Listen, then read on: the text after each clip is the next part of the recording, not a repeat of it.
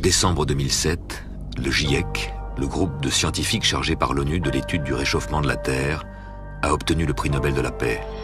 Ses prévisions pour l'avenir de notre planète sont inquiétantes. Le film que vous allez voir a été écrit à partir d'un scénario d'évolution du climat mis au point scientifiquement par le GIEC. Quelle terre allons-nous laisser à nos enfants? Si le réchauffement climatique continue, voici le monde que les scientifiques leur prévoient. Pour ne pas brûler sous la chaleur, des millions d'Africains prendront la route de l'exode. Mais qui les acceptera? Dans l'extrême nord, le réchauffement entraînera la fonte de la calotte glaciaire. Mais combien d'espèces y survivront? Comment ferons-nous face à l'arrivée massive de millions de réfugiés? Comment ferons-nous face au manque d'eau, au déluge, aux invasions d'insectes qui remonteront d'Afrique pour s'abattre sur l'Europe?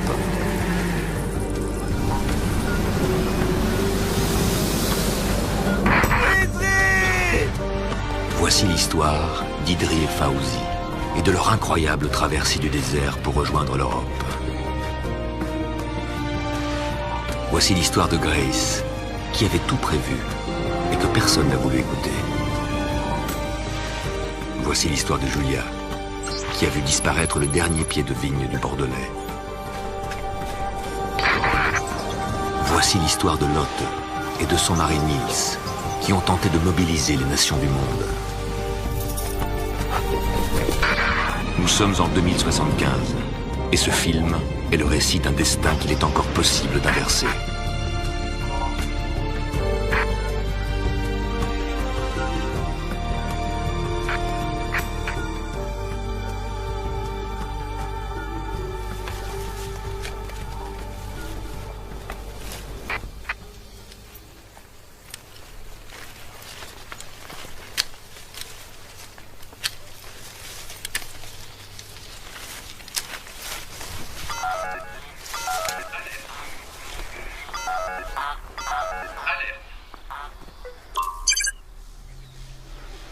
Oh mon Dieu! Les criquets pèlerins. C'est la deuxième fois qu'ils attaquent cette année. Une catastrophe pour le vignoble de Julia et de son grand-père Lucas.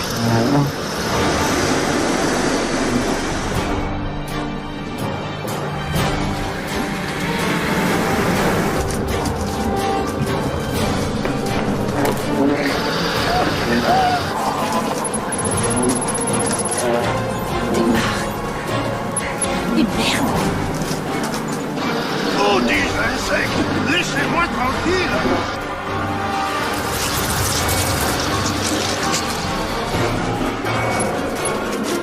Oui!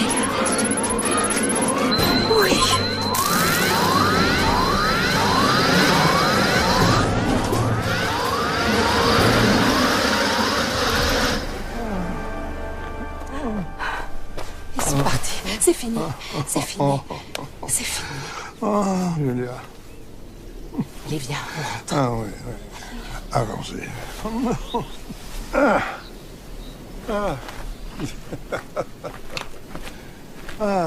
Sale bestiole. En 2006, il y a presque 70 ans, quand Lucas Perfit n'était encore qu'un enfant, le domaine s'étendait à perte de vue. Assis à côté de son père sur le tracteur, Lucas était loin de se douter de ce qui allait arriver dans sa vie. La terre était fertile, et le soleil juste assez chaud pour gonfler les raisins d'un jus sucré, Regarde. parfait pour le vin. Un jour, Lucas, tout ça sera à toi.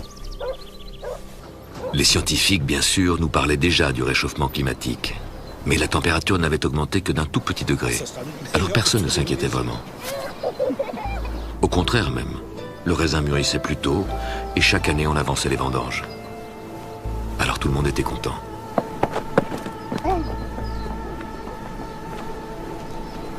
Puis Lucas a grandi, et avec lui a grandi l'inquiétude des scientifiques.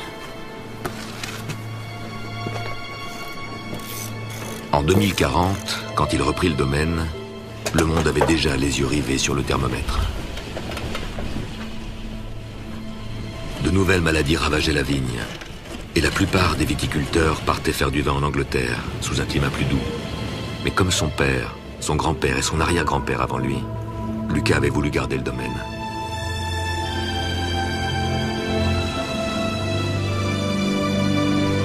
Aujourd'hui, Lucas a 75 ans. Et la température moyenne de la planète a augmenté de plus de 4 degrés. Pour lui, comme pour nous, les 10 milliards d'êtres humains qui habitent la Terre en 2075, la catastrophe annoncée par les scientifiques est malheureusement devenue une réalité.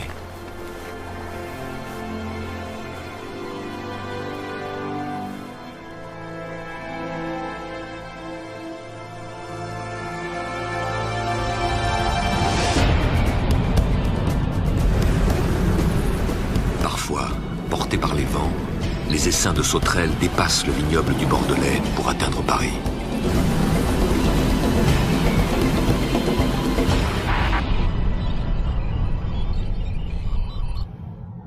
Les criquets fuient l'Afrique, où la force du soleil a tout brûlé.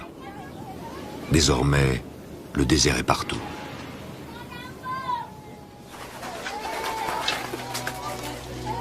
Malgré tous les efforts de ceux qui n'ont pas encore abandonné les villages, plus rien ne pousse au nord de l'Afrique.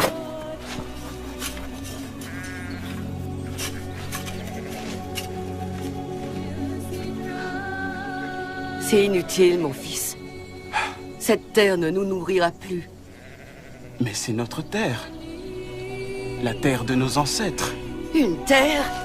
Et regarde autour de toi, Idri. Il ne reste que de la poussière. Cette poussière a déjà pris mon père, mais aussi mon mari. Jamais je ne la laisserai prendre, mon fils. Tu dois partir. Fawzi Traoré s'en va demain matin. Tu partiras avec Mais maman, lui. C'est la seule solution. Et pour aller où? Tu iras vers le nord. Au sud, il y a beaucoup trop de réfugiés. Et comme ils n'ont plus rien à manger, on dit que la guerre pourrait reprendre.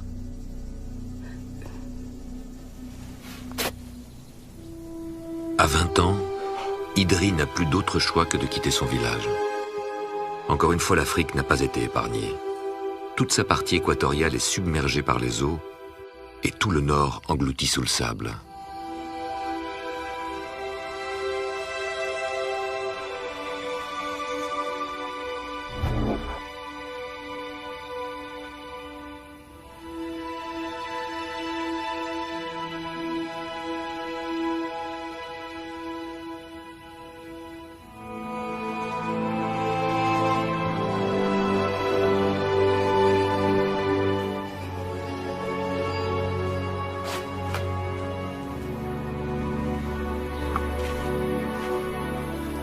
Fawzi! Attends.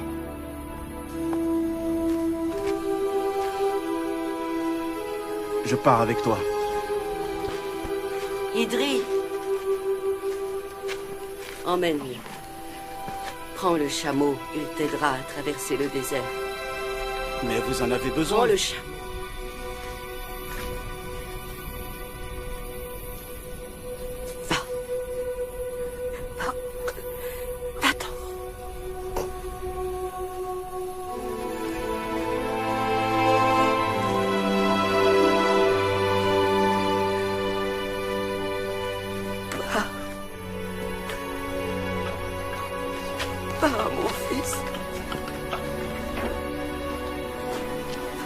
Pour Idri et Fawzi, son compagnon de voyage, l'espoir est 1000 kilomètres plus au nord.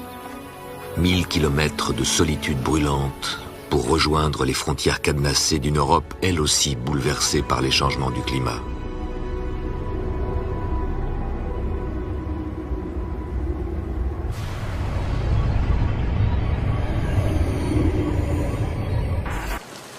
À Hambourg, c'est la pluie qui fait des ravages. Une jeune avocate allemande, Lotte Meister, a fait signer à 2 milliards de citoyens du monde une pétition pour la défense de la planète. En leur nom, elle tente d'imposer aux nations sa charte pour l'environnement. Des experts scientifiques renommés viendront témoigner du plus grand massacre que notre planète ait connu, et ce depuis que la vie est apparue sur la Terre. Ensuite, ils nous expliqueront comment et pourquoi le réchauffement climatique a fait disparaître la plupart des espèces connues en seulement quelques décennies. En cette matinée de juillet 2075, Pour la plupart de ceux qui ont pu suivre en direct mondial les débats de cette conférence, ces images appartiennent déjà à un autre monde. Nous sommes désormais 10 milliards sur la planète. Et le changement de climat, mais aussi la pollution, la déforestation, la surpêche et les guerres ont eu raison de plus de 40% des espèces animales.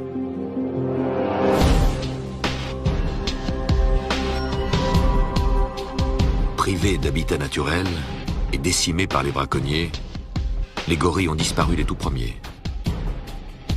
Le dernier a été vu dans une forêt du Rwanda il y a plus de 50 ans. Laissez-moi vous démontrer en quoi cette charte est l'unique moyen d'affronter cette terrible catastrophe.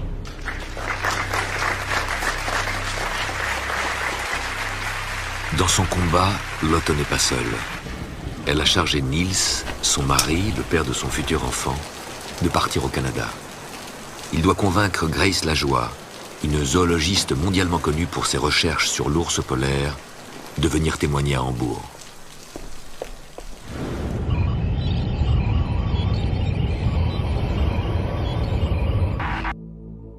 Des splendeurs qui ont fait le charme du Canada, il ne reste pratiquement plus rien.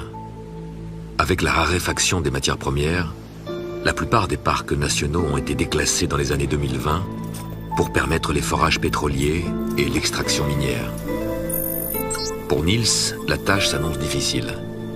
Amère de ne pas avoir su convaincre, Grace Lajoie vit retranchée du monde depuis plus de 10 ans. Elle a définitivement renoncé à son combat pour les espèces et l'environnement. Elle s'est retirée ici, dans une des dernières zones encore préservées du nord-ouest canadien. Oh.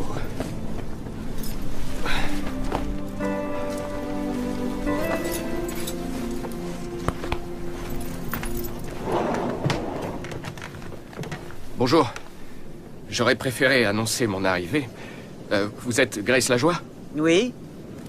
Je m'appelle Niels Meister. Je suis zoologiste, comme vous.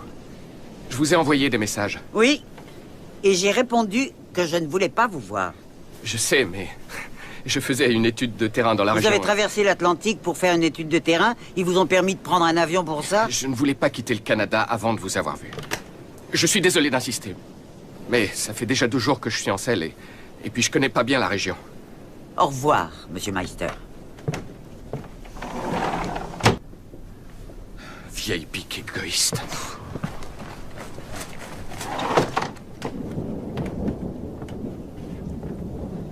Je vous ai entendu. Ce pauvre cheval est incapable d'aller plus loin ce soir. Son bien-être à lui, ça vous est égal? Je vais lui apporter de l'eau et du foin. Vous pouvez aller m'attendre à l'intérieur.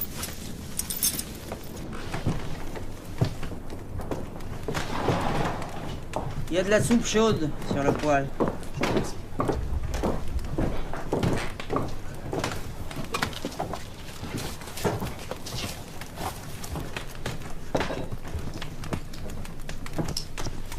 Mais qu'est-ce que vous faites?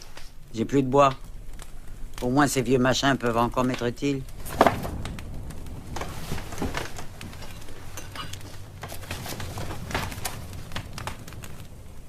J'avais 17 ans quand je l'ai lu. C'est un peu lui qui m'a poussé à devenir zoologiste. Pour apporter ma pierre à l'édifice. Amen. Ça peut vous sembler ridicule, mais c'est vrai. Magnifique. Encore quelques efforts et le monde pourra être sauvé. Vos livres ont inspiré toute une génération, pas que moi. Ils ont permis à beaucoup de comprendre qu'il fallait arrêter de laisser les hommes piller la terre. Vous croyez? Mais ils sont passés où, tous ces nouveaux convertis? Vous ne vous informez pas de ce qui se passe dans le monde? Pourquoi je fais ça? L'homme est invisible. Je fais tout pour oublier que j'appartiens à cette race cupide. Vous vous trompez. Les hommes changent. Ils savent qu'ils doivent arrêter de se comporter en prédateurs.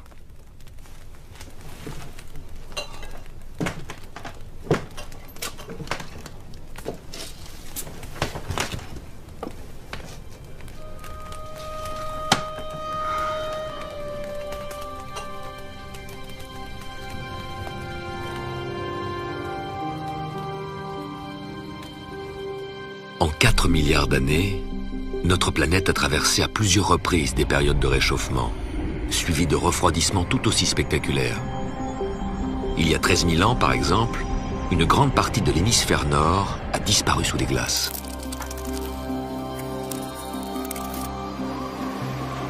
C'est sans doute à cette époque que nos ancêtres ont pu rejoindre la Grande-Bretagne à pied.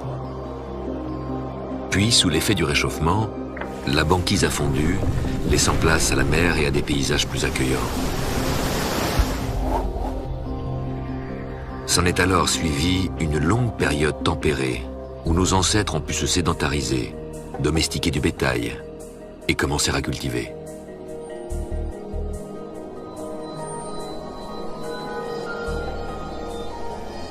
Petit à petit, génération après génération, ils ont façonné les paysages par leurs activités.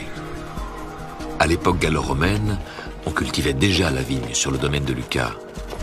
Bien sûr, le vin de l'époque ne pouvait être comparé au château Perfit de 2001 ou 2002. Aujourd'hui, la réputation de ces grands crus ne vit plus que dans nos mémoires, et le réchauffement climatique a eu raison des vignes. C'est bien ce qui désespère Julia aujourd'hui. Dans la cour du domaine, elle brûle les derniers pieds de vigne qui ont fait la réputation du château Perfit. Un sacrilège pour une fille et petite fille de vigneron.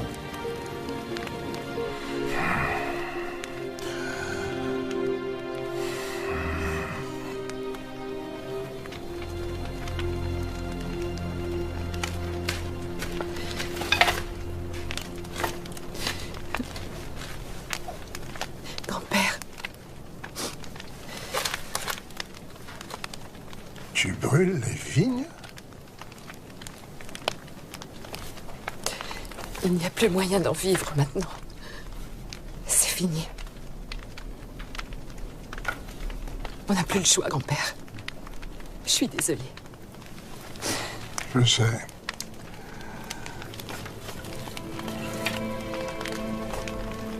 Je vais planter des orangers.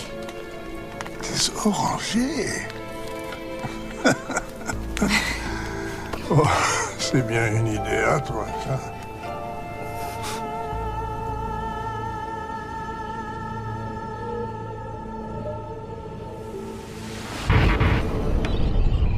Le climat terrestre est une machine complexe, et le Soleil y joue un rôle central. En réchauffant plus la planète à l'équateur qu'au pôle, le Soleil crée un système de courants marins et aériens qui redistribue la chaleur sur l'ensemble de la Terre, dessinant des zones froides, chaudes ou tempérées. Mais au fil des siècles, notre activité sur Terre a compromis cet équilibre fragile et bouleversé les climats auxquels nous avions adapté nos modes de vie. Sur la route d'Idri et de Fawzi, la température a augmenté de plus de 8 degrés. Dans les villages privés d'eau, les dunes ont remplacé les hommes. Le peu de végétation n'a pas survécu à la fournaise, et les dernières palmeraies sont retournées à la poussière. Le long de leur route, Idri et Fawzi s'apercevront que les rares puits d'eau qui rendaient la vie possible aux millions d'habitants du désert se sont taris.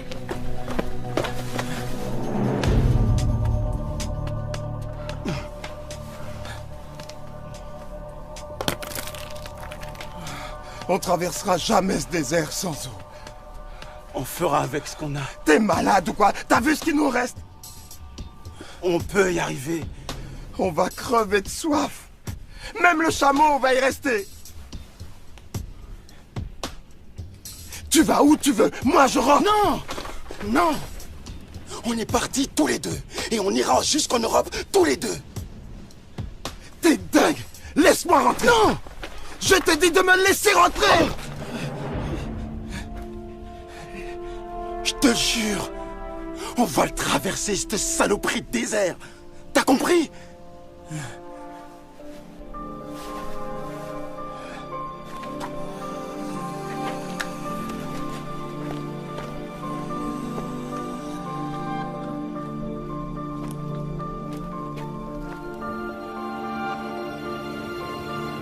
Le Grand Sahara a dévoré le nord du continent africain.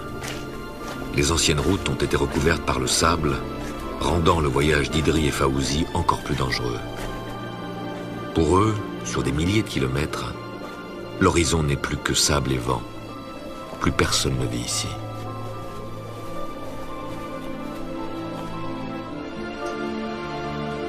Au début du siècle, pourtant, les pays du Sahel et le Maghreb avaient caressé l'espoir d'un grand bond économique, comme celui de la Chine ou de l'Inde. Et une grande partie de l'Afrique pouvait enfin entrevoir la fin de la misère. Mais le réchauffement du climat a tout inversé, balayant cette prospérité naissante, ruinant le fragile début de développement qu'à force de travail et d'obstination, 3 générations d'Africains avaient fini par réussir.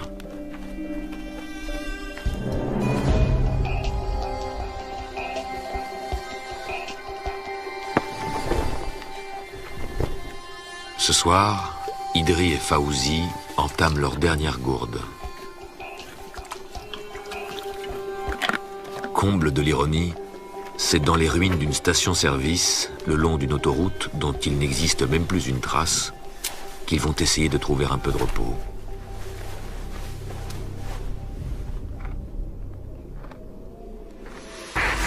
Le pétrole, le gaz naturel, le charbon, toutes ces énergies ont mis des centaines de millions d'années à s'accumuler. Il nous a fallu à peine 200 ans pour en brûler la plus grande partie. 200 ans d'une consommation frénétique. Nous voulions tout, et toujours plus vite, toujours plus polluant. Malgré les nombreuses mises en garde des experts sur le climat, malgré les dangers 1000 fois dénoncés de cette pollution industrielle, nous n'avons jamais accepté de réduire vraiment nos émissions de gaz carbonique. En 200 ans, nos usines, nos chauffages, nos voitures ont fait doubler la quantité de dioxyde de carbone présente dans l'atmosphère. Ce gaz, en s'accumulant, finit par créer une enveloppe isolante autour de notre Terre. La chaleur du Soleil qui normalement s'évacue vers l'espace reste prisonnière de cette immense bulle de gaz. À l'intérieur de la bulle, comme dans une serre, la température augmente. Aujourd'hui, nous sommes 10 milliards, prisonniers de cet effet de serre irréversible. Bien sûr, nous ne prétendons pas que cette charte mettra un terme au réchauffement du jour au lendemain. Cette charte contient les solutions qui permettront à l'humanité de poursuivre son développement dans la justice, la paix et le respect de l'écosystème. Au fil des audiences, nous démontrerons qu'il s'agit là de l'unique alternative. Merci à tous de m'avoir écouté avec tant d'attention. Au nom de tous les enfants à naître dans ce monde dévasté, je voulais dire une fois encore toute la confiance que je place en ce tribunal. Merci. Depuis Kyoto, en 1997, les gouvernements n'ont jamais réussi à s'entendre. Le sommet de Hambourg est celui de la dernière chance.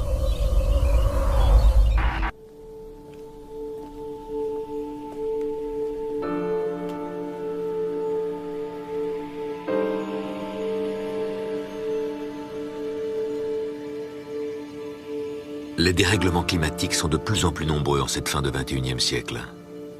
Et leurs conséquences de plus en plus dramatiques.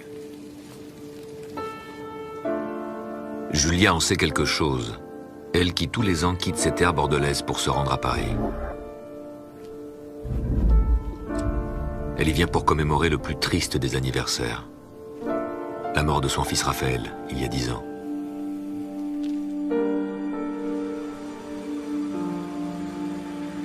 Cette année-là, il avait plus des trompes d'eau. Raphaël était venu passer les vacances de Noël à Paris chez la sœur de Julia. Il essayait son nouveau vélo sur les bords de la Seine quand l'une des grandes digues qui protégeait Paris des inondations a cédé, faisant 93 morts. Raphaël figurait parmi les victimes.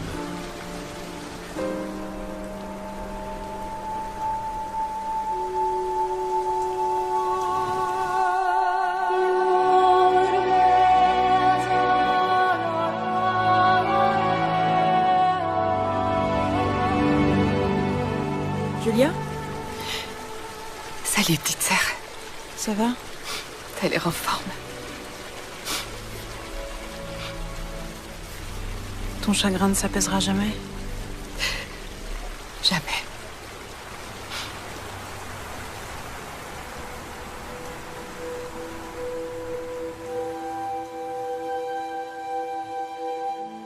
Aujourd'hui, partout dans le monde, les inondations sont pour nous une menace permanente.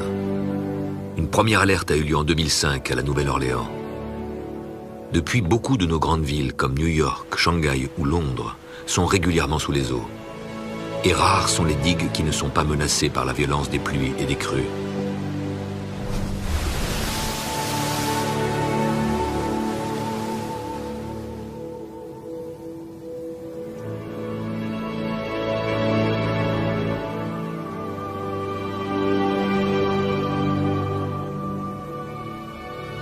Mais la menace ne vient pas que du ciel. La montée régulière, inéluctable de la température a fait fondre presque tous les glaciers. Les glaciers de l'Himalaya et ceux des Andes, qui fournissaient de l'eau à des centaines de millions d'entre nous, ont dramatiquement diminué. Les neiges éternelles du Kilimandjaro ont pratiquement disparu. Comme celles du mont Fuji.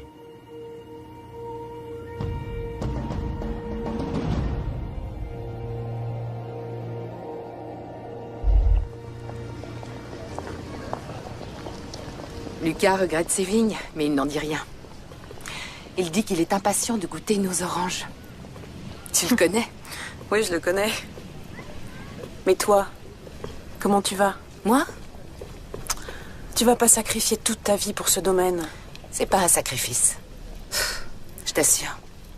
Tu pourrais déménager, rencontrer quelqu'un, recommencer une nouvelle vie. Je crois qu'il est temps de rentrer.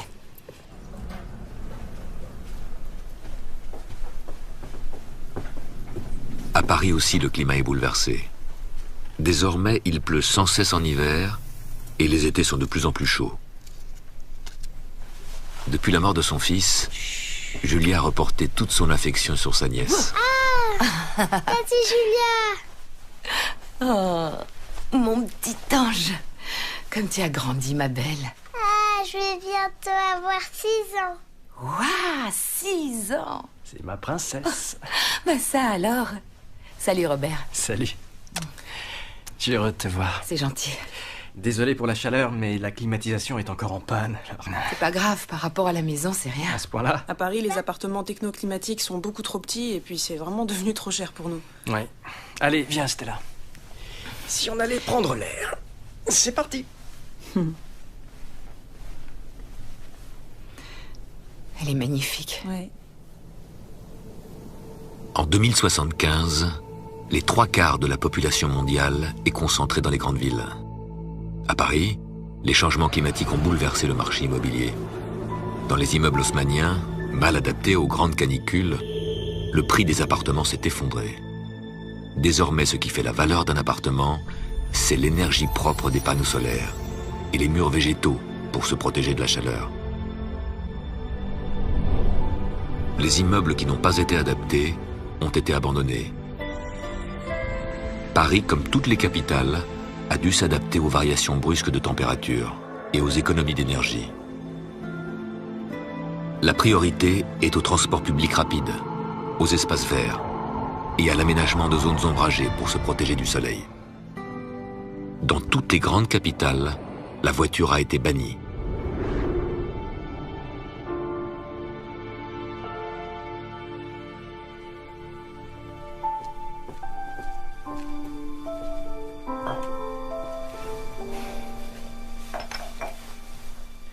Alors, parle-moi un peu de ces orangers. Ils poussent? Pour l'instant. Mais apparemment, il leur faut beaucoup d'eau la première année. Il faut qu'il pleuve. Il va pleuvoir. Il va pleuvoir, j'en suis sûre. Espérons-le. Et tout vendre? T'y as déjà pensé? J'avoue que sans grand-père, j'aurais tout abandonné. Il a tant donné pour cette terre. Il ne sera pas toujours là. Je sais.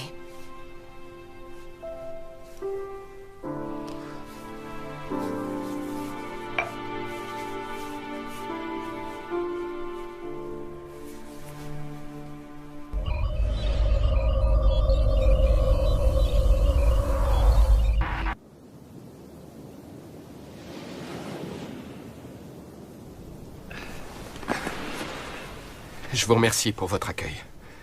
Je suis honoré de vous avoir rencontré. Au revoir, jeune rêveur. Merci. Oups. Désolé. Vous feriez mieux d'y aller maintenant. Je suis désolé de vous déranger, mais j'essaie de joindre Grace Lajoie. Le satellite indique que votre signal est assez proche d'elle, donc j'ai décidé d'appeler. Vous avez bien fait. Elle est là. Grace, c'est pour vous. Pour moi? Oui, regardez. Salut Grace. Tu sais que j'ai eu du mal à te joindre? Mitch! Tu vas me croire cinglé, mais j'ai vu un ours blanc. Le dernier est mort sur l'île Melville il y a 20 ans. Non, je te jure, celui-ci était bien vivant. Et c'était où? Sur la banquise, un peu au nord de l'île d'Ellesmere. J'ai laissé un marqueur satellite. Écoute, je fais un convoyage par là dans 2 jours, alors je peux t'y déposer si tu viens me rejoindre ici. Je pars tout de suite. Super, à dans 2 jours. Que diriez-vous d'aller voir un ours polaire, en chair et en os? C'est impossible, la race est éteinte. Il aurait pu passer inaperçu durant tant d'années? Mitch est pilote sur cette ligne depuis 20 ans. Et s'il prétend avoir vu un ours blanc, c'est qu'il l'a vu. Alors ça vous intéresse ou non? Vous avez besoin de quelqu'un avec vous, c'est ça? En plus, ça nous ferait 2 chevaux. Avec un seul, je suis pas sûr d'y arriver. Il faut que je reparte en Allemagne. Vous n'êtes pas à quelques jours près, pas vrai? Si, je le suis. Ma femme va bientôt accoucher. Vous avez déjà vu un ours blanc? Non. J'étais étudiant quand le dernier est mort. Vous n'aurez jamais plus aucune occasion d'en voir un.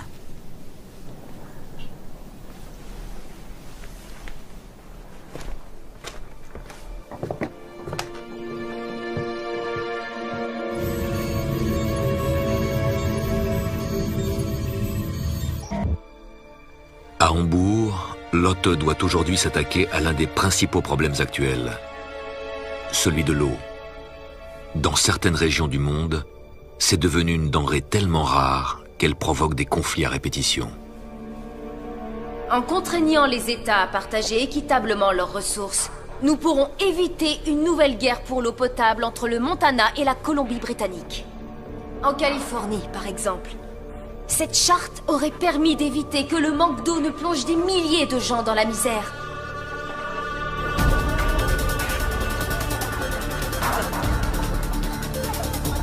Tous les gouvernements ont pris des mesures drastiques pour gérer le manque d'eau. Priorité à l'eau potable, bien sûr. Le marché noir et le gaspillage sont sévèrement punis par la loi. Je vous rappelle qu'il y a aujourd'hui 46 différents conflits pour l'eau sur la planète. Nous devons mettre un terme à cette folie. Et cette charte est notre ultime chance d'y arriver enfin. Merci. Mesdames et messieurs, je déclare cette séance levée. J'aurais dû choisir un autre moment pour accoucher. Tu m'appelles après chaque audience, d'accord? Oui. Jusqu'à ce que tu sois en salle d'accouchement. Il nous faut plus d'experts, tout particulièrement des hommes d'affaires et des économistes, que des pointures internationales, tu comprends? Souviens-toi, que des professionnels, pas d'amateurs. Calme-toi. Tout va bien se passer, tu verras.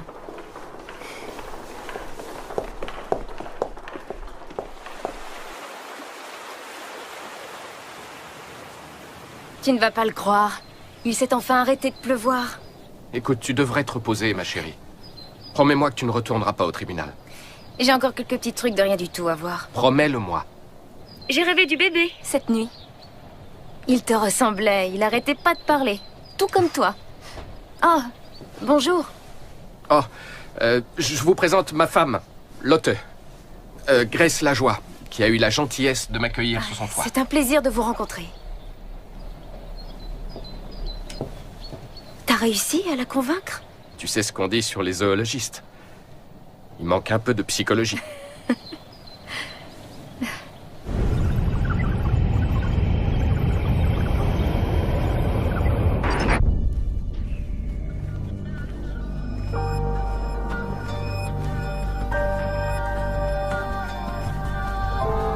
Voilà bientôt 10 jours qu'Idri et Fauzi errent dans l'enfer du Grand Sahara.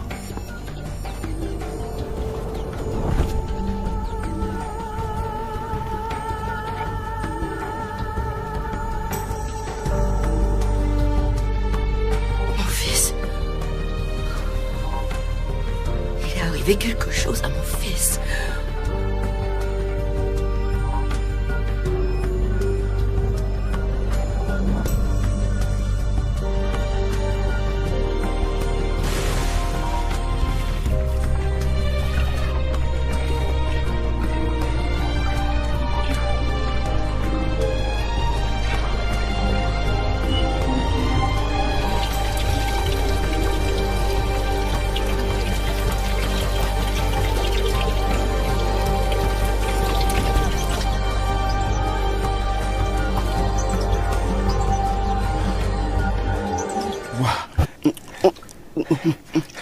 fait une de ces peurs.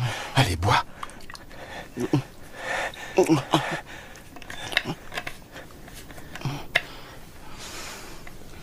chameau. Où est le chameau? J'ai dû faire demi-tour. C'était lui ou toi? Crois-moi, mon frère. Ce soir, on va dormir à Ouarzazate. Allez, viens.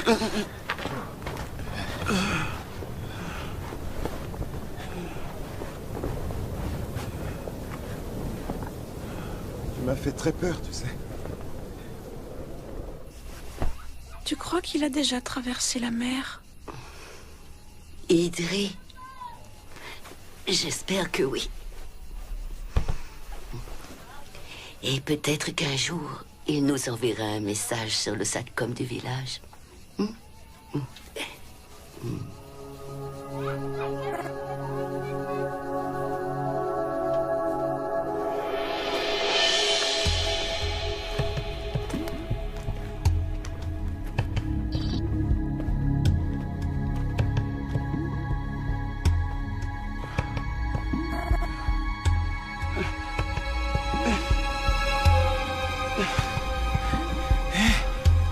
Idri, regarde ça.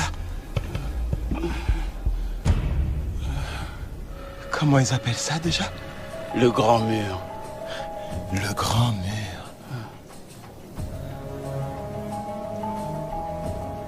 On fait la course.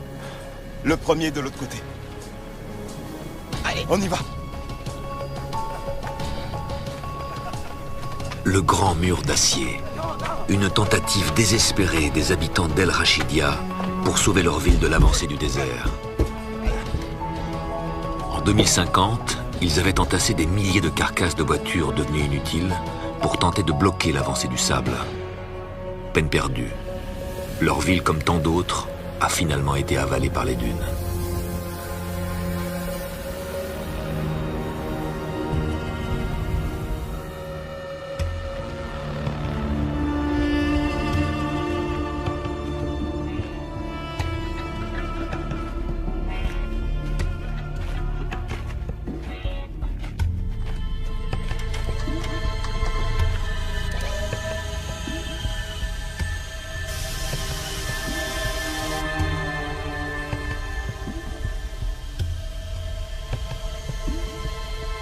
À quelques centaines de mètres à peine de la ville disparue, un immense champ de miroirs, comme il en fleurit partout dans le désert. Un gigantesque piège à énergie solaire.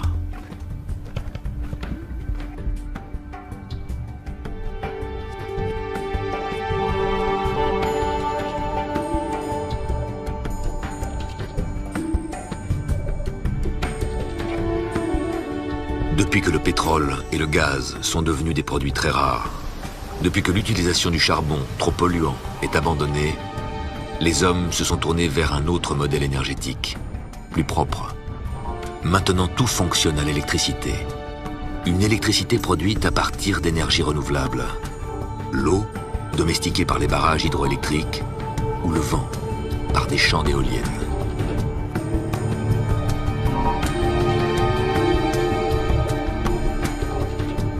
Aux portes du désert, dans les ruines d'une ville fantôme, un seul homme habite encore. C'est le gardien des champs d'énergie solaire et du dernier puits de toute la région. Chaque jour, il voit sortir les survivants de cet enfer blanc.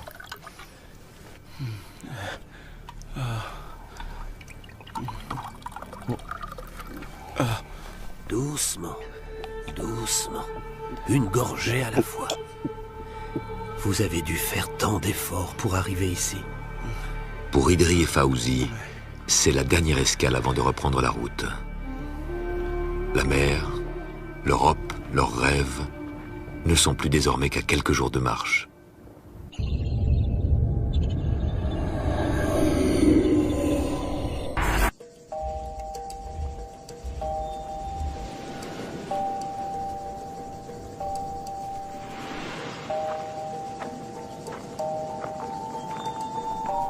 Dans plusieurs zones, les forces de sécurité se sont déployées afin de prévenir tout acte de vandalisme. Le gouverneur Allais a déclaré l'état d'urgence, considérant que cette catastrophe a atteint de telles proportions que notre État n'est pas en mesure d'y faire face seul.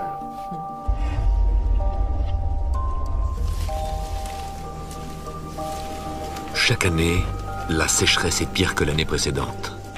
Les nappes phréatiques n'ont jamais été aussi basses. Pour l'instant, les orangers semblent résister. Mais pour Julia, l'inquiétude est toujours présente.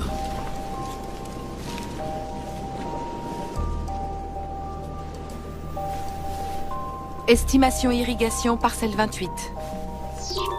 Elle doit régulièrement vérifier le niveau d'hygrométrie et les réserves d'eau disponibles. Elle est rassurée. Elle a encore assez d'eau pour attendre la prochaine pluie.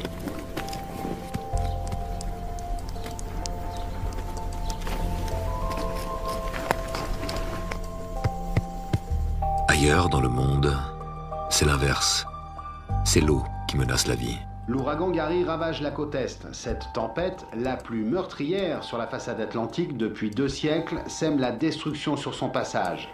Nous retrouvons maintenant en direct pour Climate News, Diego Buñuel. Merci Franck. La puissance imprévisible de cet ouragan laisse les météorologues perplexes. Et je veux dire que moi je ne me sens pas très en sécurité non plus. Autour de moi, le vent est en train d'arracher des toitures et l'eau détruit à pas pour 20 tout sur son passage. C'est vraiment effrayant, je vous assure d'être ici. Attendez, je stabilise un peu, ça souffle beaucoup. Ah, c'est bon ça? En dépit des mesures de sécurité prises préventivement par les autorités fédérales, presque 2000 personnes sont blessées dans les États de la Virginie et du Delaware. Les secours annoncent que des milliers de personnes sont toujours portées disparues. Merci Diego. Apparemment, ces inondations vont continuer. Elles ont déjà fait des centaines de milliers de sans-abri. Maintenant à plus de 150 000 le nombre de personnes. Et le problème, c'est que les secours...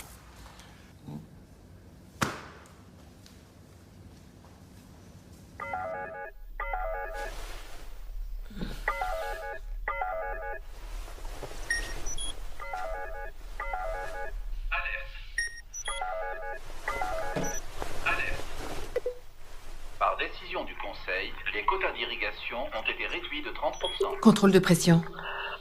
Pression nulle. Dans le Bordelais, comme dans le reste de l'Europe, l'OCG, l'Office central de la gestion des eaux, harmonise l'utilisation de l'eau selon les besoins. Les quotas alloués aux agriculteurs sont en constante diminution, au grand désespoir de Julia. 30%? Ils n'ont pas le droit.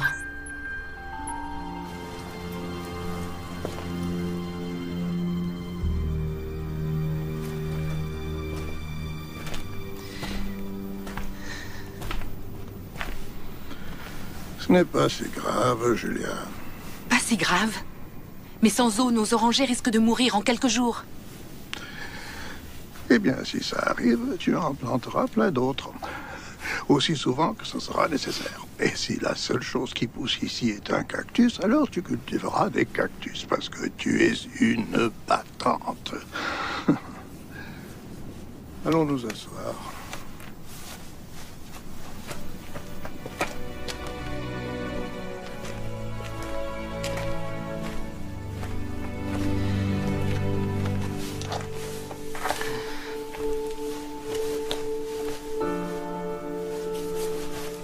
Je ne sais plus comment être une battante.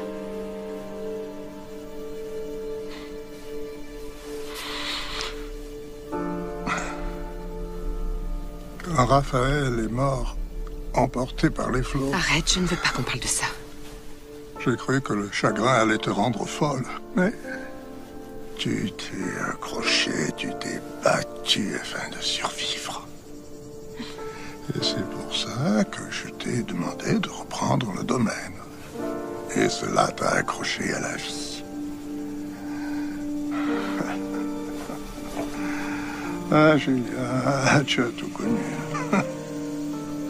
La sécheresse, la crise économique pendant des années, les sauterelles. D'autres auraient abandonné, mais non, pas toi. Tu m'as rendu vraiment fier de toi. La vraie question, c'est pourquoi tu continues? Pourquoi donc? Pour le domaine. Le domaine?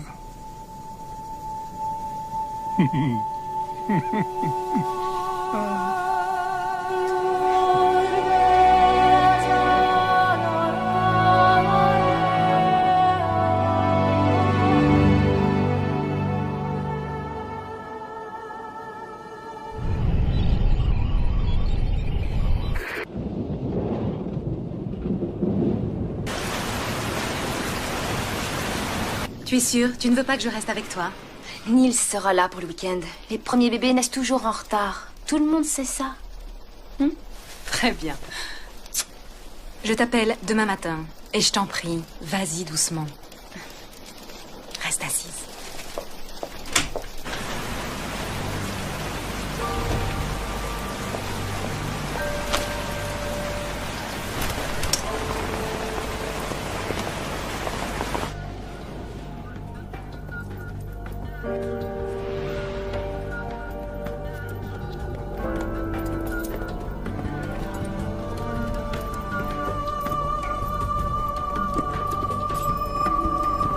Nils et Grace entament le long voyage qui doit les mener jusqu'à la banquise, à la recherche du dernier ours polaire. Une traversée du Grand Nord canadien, défigurée par les mines à ciel ouvert. Quand le pétrole est devenu rare, on en a ouvert des dizaines. Aujourd'hui, elles sont toutes abandonnées. J'ai connu un Meister autrefois. Un gros bonnet dans le charbon. Helmut Meister. 10% des rejets mondiaux de CO2 à lui tout seul. Ouais. Je me souviens très bien quand vous l'avez giflé devant les caméras au sommet d'Ottawa. Vous êtes de sa famille? C'est mon père. Ah, c'est vrai? Mais rassurez-vous, on ne s'est pas parlé depuis plus de 20 ans. Ouais, ça, c'est plutôt rassurant.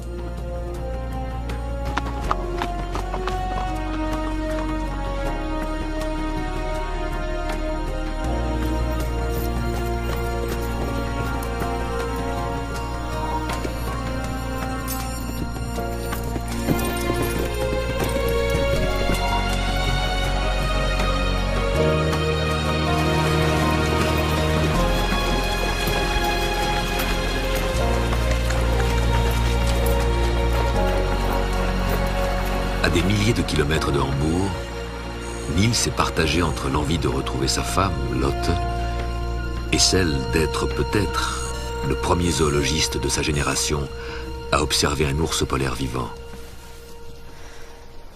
Elle a peut-être éteint pour être un peu en paix.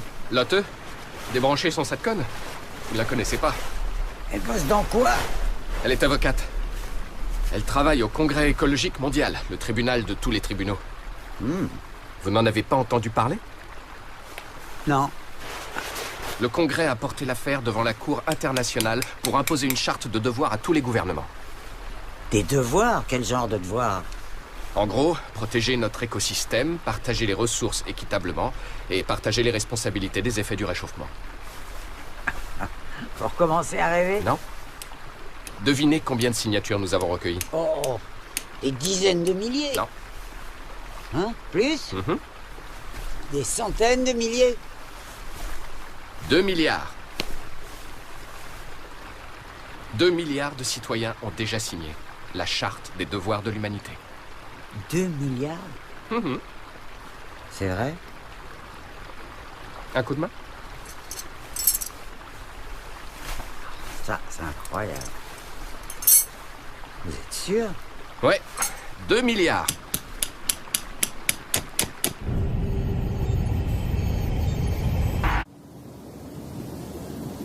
De l'autre côté de l'Atlantique, Idri et Fauzi longent la ligne du Transsaharien.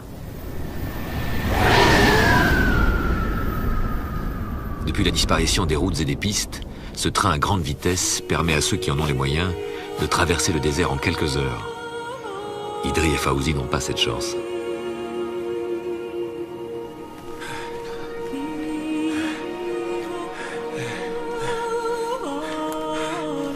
Regarde, c'est juste là. De l'autre côté. Je ne vois rien du tout. Oh, c'est un peu plus sombre au-dessus de l'eau. Comme des montagnes, très très loin. Non, ce ne sont pas des montagnes. C'est la Tour Eiffel.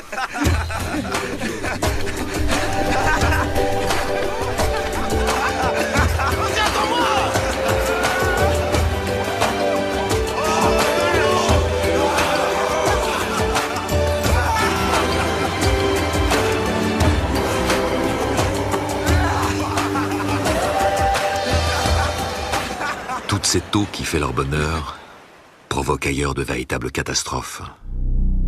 Partout dans le monde, le niveau des océans a considérablement augmenté, créant une grave menace pour des centaines de millions de personnes. En se réchauffant, l'eau se dilate et augmente de volume. C'est ce qui fait monter le niveau des océans.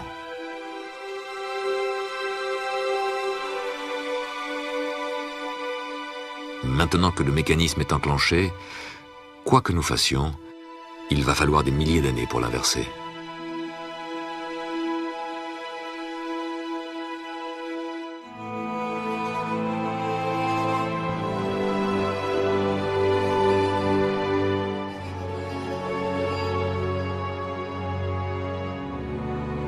En 2075, de larges zones côtières ont été avalées par les eaux et de nombreuses îles ont disparu.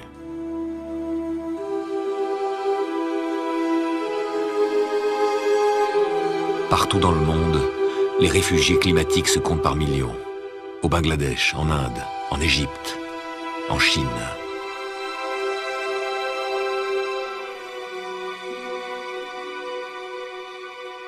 La montée des eaux ravage les cultures, les villages, anéantit des années d'efforts patients, forçant les populations à fuir et à s'entasser dans des camps de réfugiés. Des régions entières ont été rayées de la carte. Des millions d'hommes sont aujourd'hui apatrides.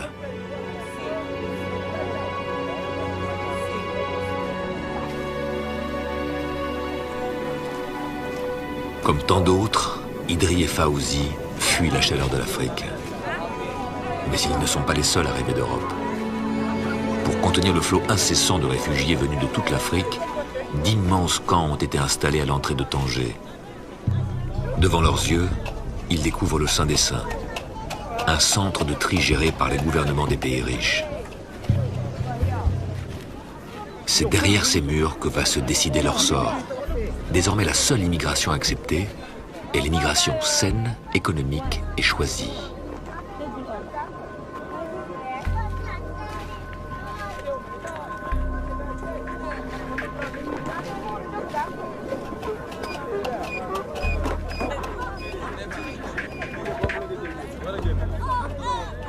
Le Centre inter-européen de la main-d'œuvre choisie est financé à la fois par les gouvernements et les grandes entreprises. Aujourd'hui, il est presque impossible de rentrer clandestinement en Europe. Nom, prénom.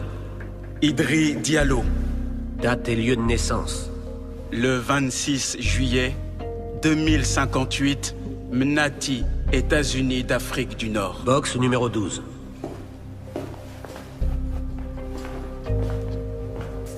Ici, on ne retient que ceux qui sont utiles à l'économie.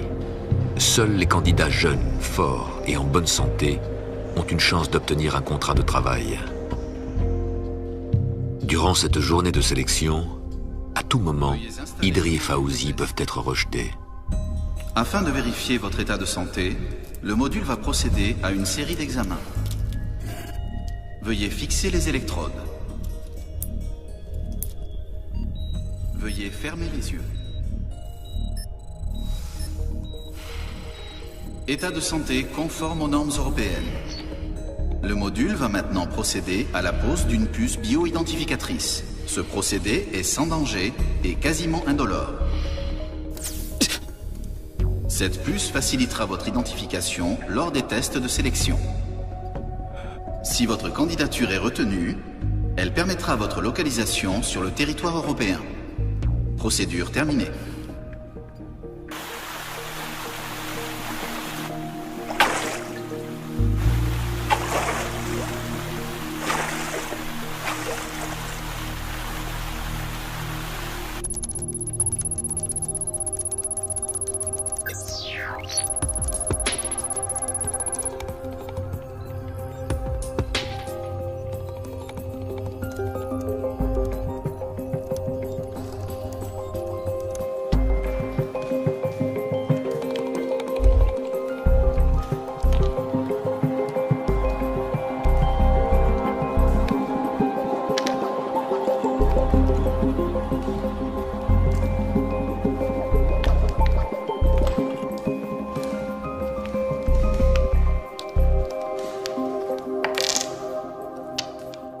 État de santé non conforme avec le standard. Pas dans le standard. État de Qu'est-ce que santé vous faites de non mes enfants? conforme avec le Vous avez standard. pensé à mes enfants? Veuillez avancer. Je dois les nourrir, moi. Qu'est-ce que je vais leur donner? Dites-le moi. Veuillez avancer. Je peux travailler. Je suis fort. Je suis fort. Veuillez je vous avancer. en prie, laissez-moi y aller. Laissez-moi y aller, s'il vous plaît. Veuillez s'il avancer. vous plaît, je vous en supplie.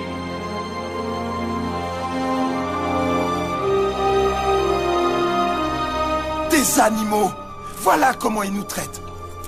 Faut pas t'inquiéter. Oh oui, conforme aux normes sanitaires. Notre pays est devenu un enfer, et ça à cause d'eux. Et là, on devient leur bétail.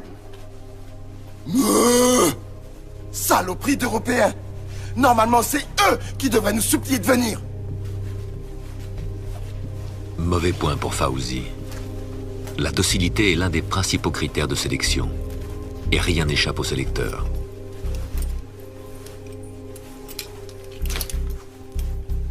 Solution 5. Solution 9. Solution 3. Non, 2. Épreuve terminée. Désolé, votre profil ne correspond pas à la demande actuelle. Comment ça?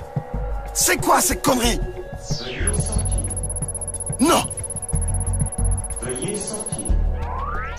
Veuillez quitter la salle.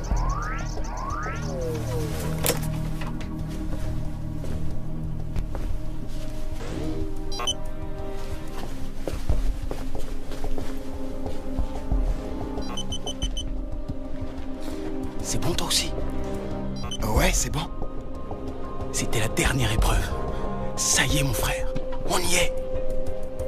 Oui, avance.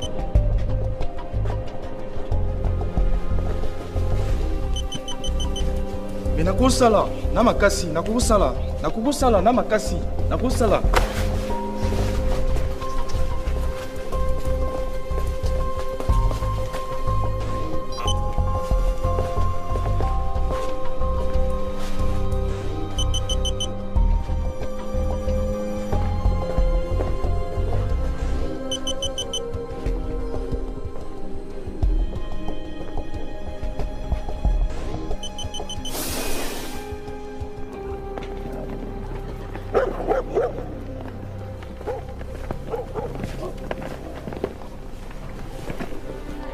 Ceux qui ont échoué, comme Fawzi, sont rejetés, oubliés dans des camps qu'ils n'ont souvent ni le courage, ni les moyens de quitter.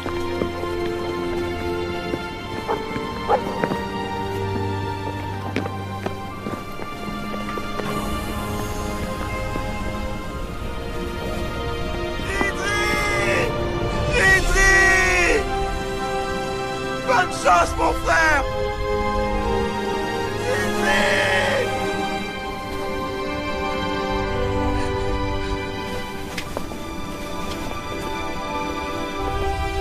Sois heureux, mon frère! 3 fois par jour, comme un mirage, l'Express Transméditerranée emmène les émigrants sélectionnés vers l'Europe.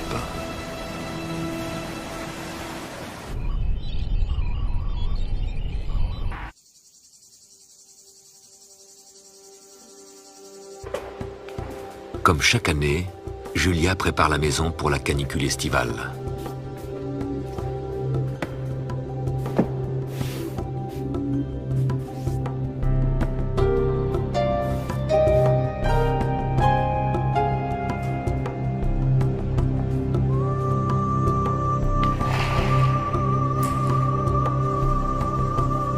La pluie promise n'est toujours pas tombée et les plants d'orangers commencent à souffrir.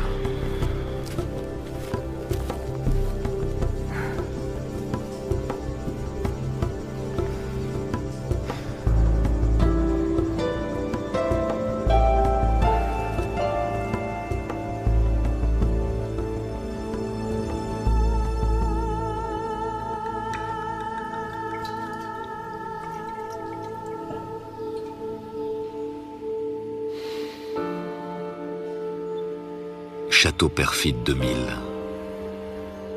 Il avait fait chaud cette année-là. Depuis, le thermomètre n'a jamais cessé de grimper.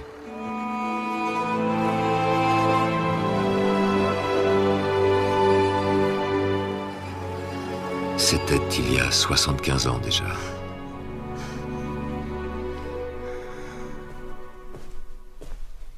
On célèbre quoi? Tu l'as ouverte? Oui, ce n'est pas très raisonnable. C'est sûrement un des derniers grands millésimes bordelais. Mais à mon âge, ce serait encore moins raisonnable d'attendre. Oui, j'en suis sûr.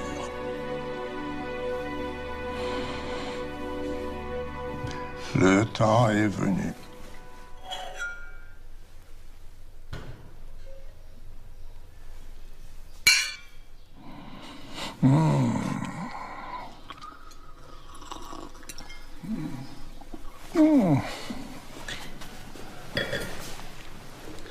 Qu'est-ce que c'est bon. Tu sens cet arôme de café et de réglisse. C'est le privilège des vieux vins. Je sais que ça va sûrement être difficile à comprendre, Julia, mais je commence à penser sérieusement à ma retraite. Ta retraite?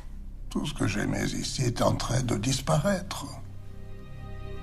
Il paraît qu'Oslo est très agréable de nos jours.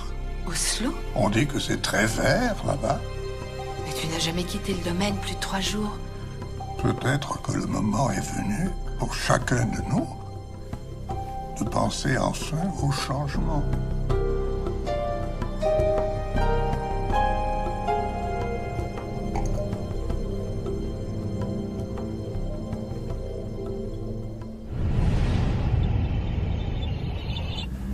La base aéronef du Grand Nord. C'est ici que Grace doit retrouver Mitch, le pilote qui a repéré l'ours blanc. Merci. Mitch! Grace! Je suis content de te voir. Moi aussi. Lui, c'est Bonjour. Nils. Salut. C'est un plaisir. Soyez le bienvenu. Et ce voyage? Pas trop mal. Bien. Ça a l'air d'aller, hein? Eh, toi aussi? On a vu pire. Tant mieux. Alors, raconte. Où tu l'as vu exactement? Je suis presque sûr que c'était un adulte. Prenez vos vivres. Oh, merci. J'espère que vous aurez assez. Au début du siècle, on prenait encore l'avion sans y penser. Avec l'augmentation chaque année plus importante du trafic aérien, l'avion était devenu une importante source de gaz à effet de serre.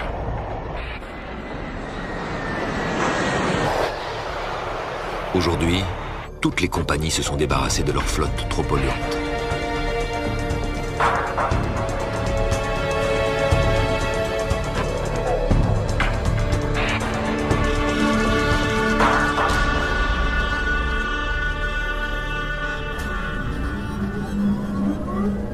En 2075, on voyage le plus souvent en dirigeable à hydrogène. C'est le moyen de transport le plus économique et le plus écologique.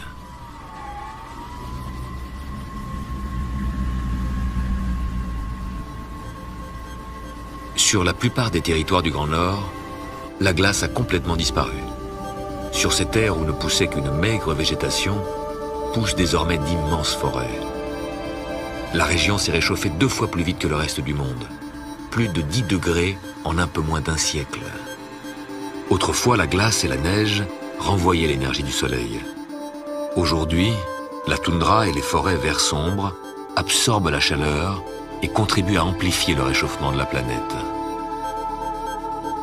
Chaque année, plus de 100 000 km² de banquise disparaissent. La fonte des champs de glace a ouvert par le nord-ouest un passage de 5000 km entre l'Atlantique et le Pacifique. Désormais, plus besoin de faire le coûteux détour par le canal de Panama. Chaque jour, des dizaines de bateaux empruntent cette nouvelle route maritime.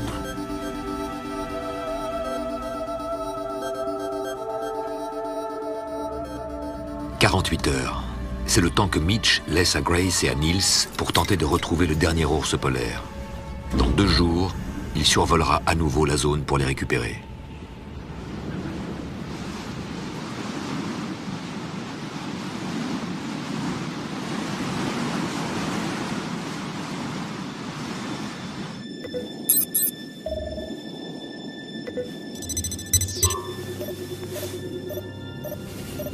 Toujours rien? Non.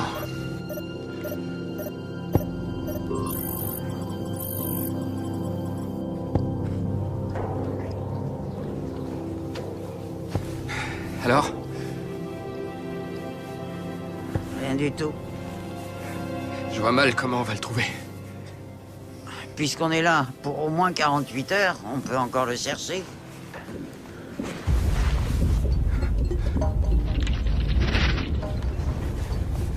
Qu'est-ce que c'était? Donnez-moi votre machin.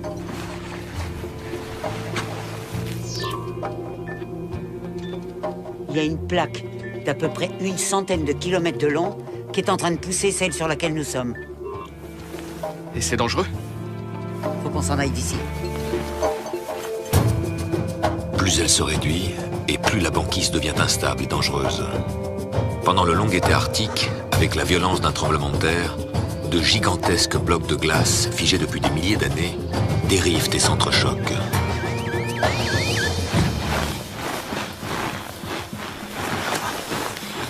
Oh! Il avait raison. Oh mon Dieu. C'est une femelle. Elle a une douzaine d'années. Elle court. Elle sait qu'on est là. Vous croyez qu'elle a une chance de survivre? Si 2 milliards de personnes ont signé votre charte, je pense qu'on a une chance de sauver un ours isolé.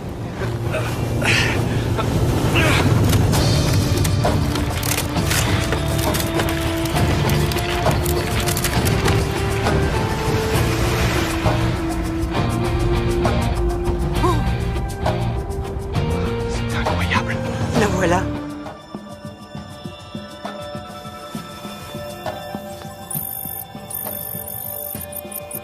Il y a 2 cœurs qui battent. Elle est pleine. Elle n'est pas seule. Est-ce qu'on fait des films avec ça? Oui. On doit montrer au monde qu'elle est toujours là et bel et bien en vie.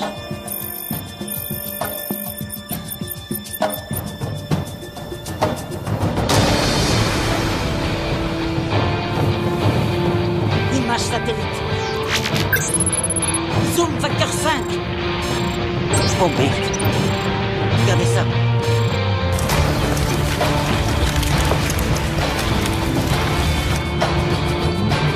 Non! Non! Pas par là! Grace! Grace, qu'est-ce que vous faites? Revenez!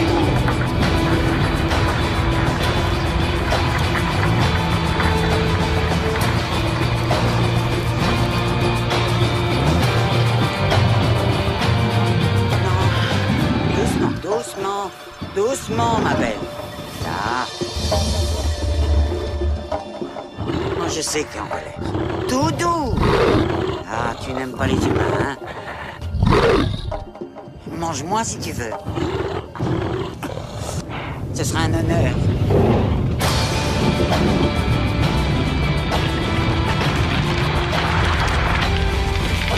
Grace! Sortez de là! Vas-y! Sauve-toi d'ici! Pars vite!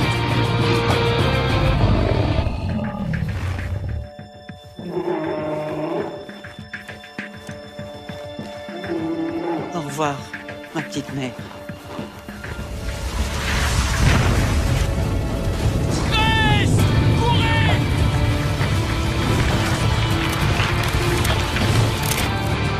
Grace, vite! Revenez, Grace! Courez! Revenez par ici! Dépêchez-vous!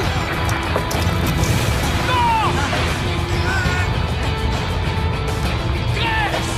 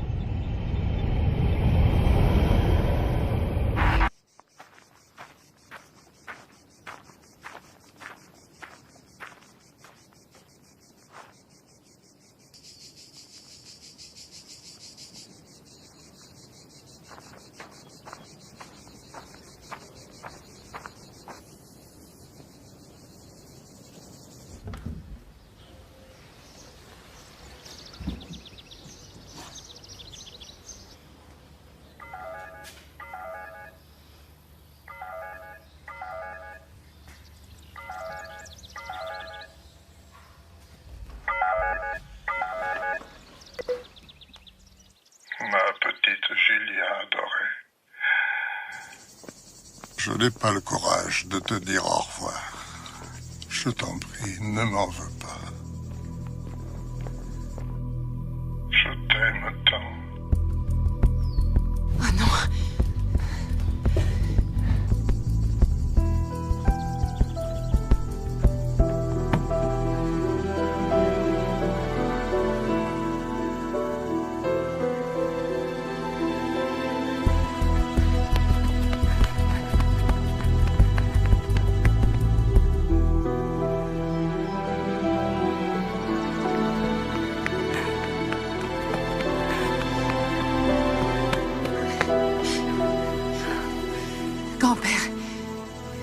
T'en fais pas. Je te comprends. Je voulais juste te parler avant que tu t'en ailles. Il y a tant de choses que je voulais te dire. Grand-père? Grand-père? Grand-père? Grand-père? Non.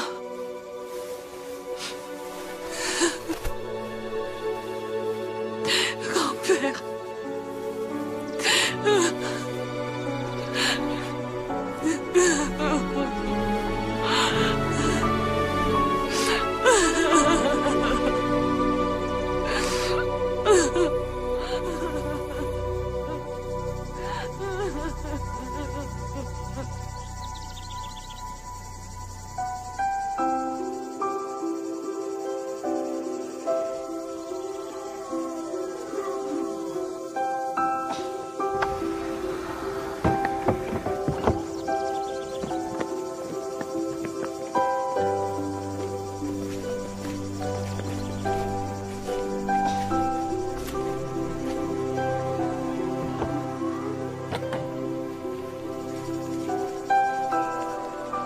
Excusez-moi. Je cherche le domaine...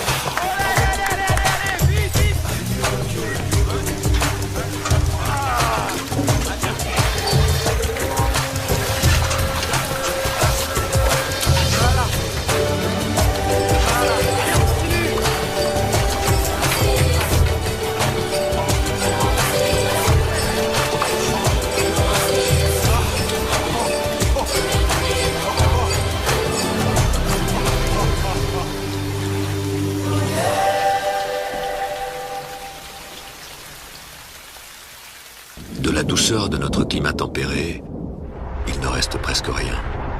En plus de la chaleur accablante, l'une des conséquences du réchauffement, c'est la violence des pluies qui tombent aujourd'hui dans nos régions.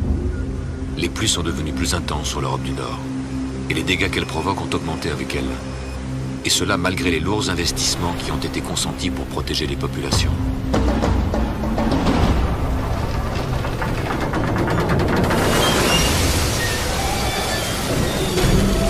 Oui, Franck, merci. Comme vous pouvez le voir, je suis ici à Hambourg et aujourd'hui, un autre pont a été emporté par la rivière Elbe. Et croyez-moi, c'est un spectacle effrayant.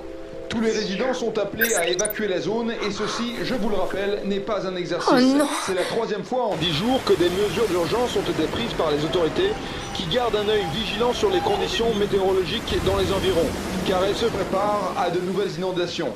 Et nos correspondants nous font savoir que des conditions similaires affectent toute l'Europe du Nord et que la situation...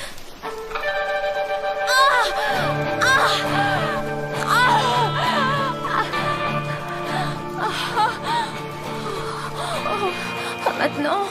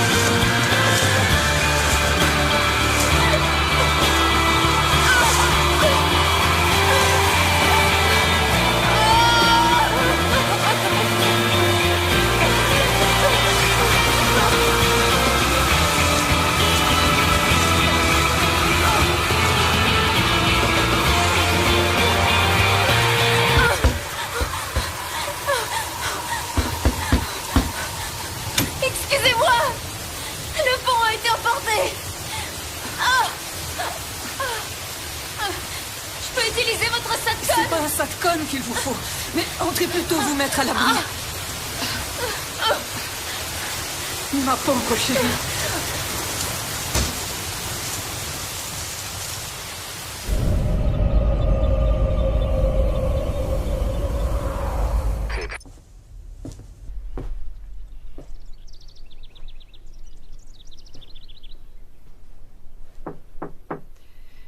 Tu peux entrer.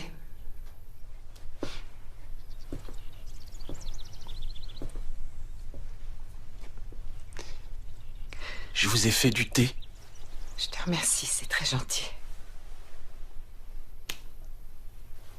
Ma mère, elle dit toujours que pour pleurer, il faut boire. Sinon, votre cœur se dessèche et meurt. C'est sûrement vrai. Mais il a plu. Le réservoir d'eau. J'ai oublié de remplir les citernes. Venez avec moi. Venez.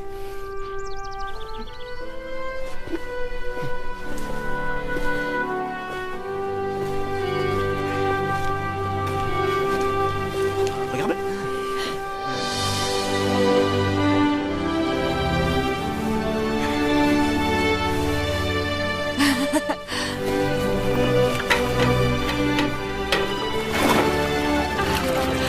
Viens avec moi.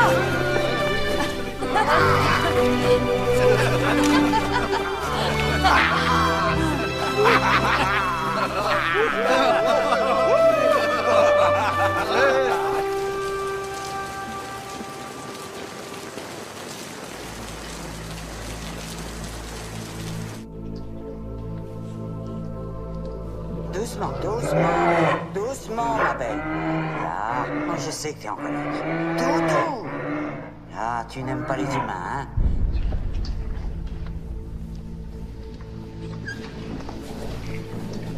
Depuis plusieurs années, Grace Lajoie s'était retirée. Elle voulait oublier le monde des hommes.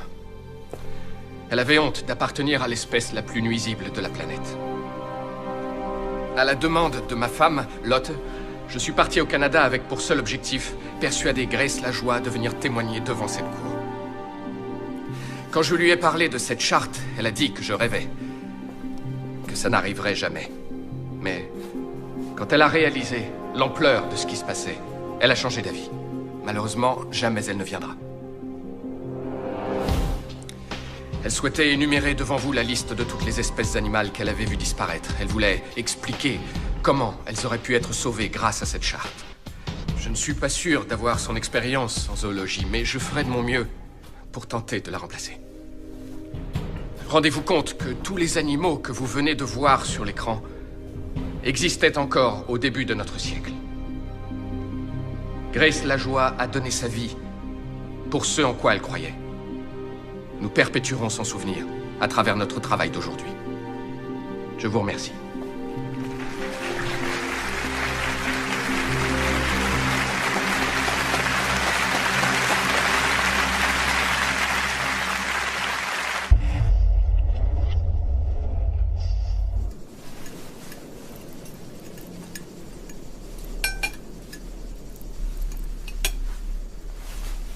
Tu fais quoi après la saison?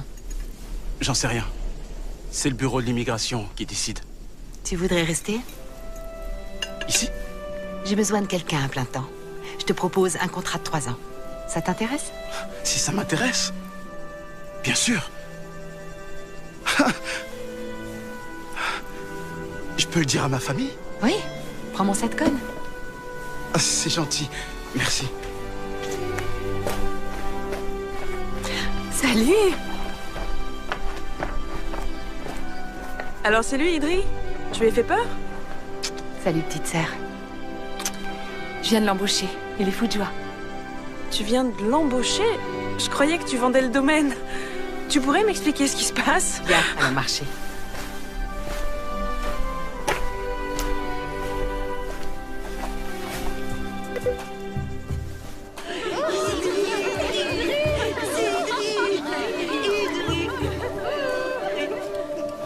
Mon garçon, je suis heureuse, mon fils, si heureuse. Chut, chut, chut. Regarde cette plante, maman. Elle pousse comme celle que nous avions. J'économise pour vous trois. Il va envoyer de l'argent. Et Fauzi, vous avez de ses nouvelles?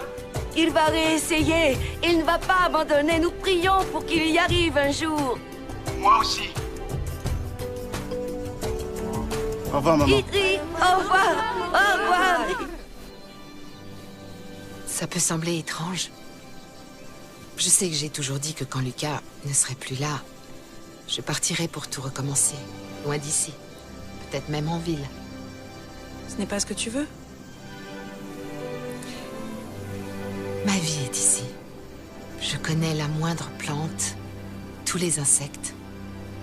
Rien que par l'odeur, je sais si la terre a besoin d'eau, ou si le vent a tourné, ou si les acacias sont sur le point de fleurir. Voilà qui je suis.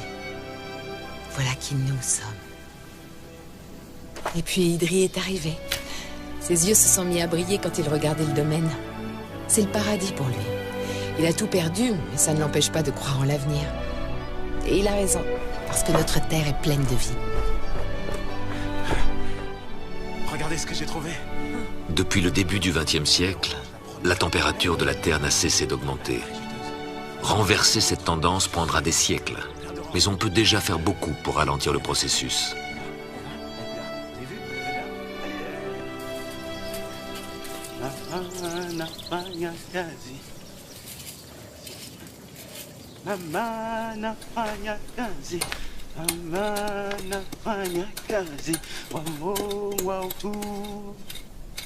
Regardez comme ils poussent, Julia.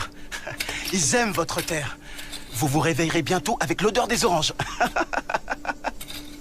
Mama fanya kasi. Julia, c'est la reine des oranges. Julia, madame la reine des oranges. Tous les Français veulent acheter ces oranges. Elles sont sucrées et juteuses. Ya, Julia, la reine des oranges. Merci, Idri.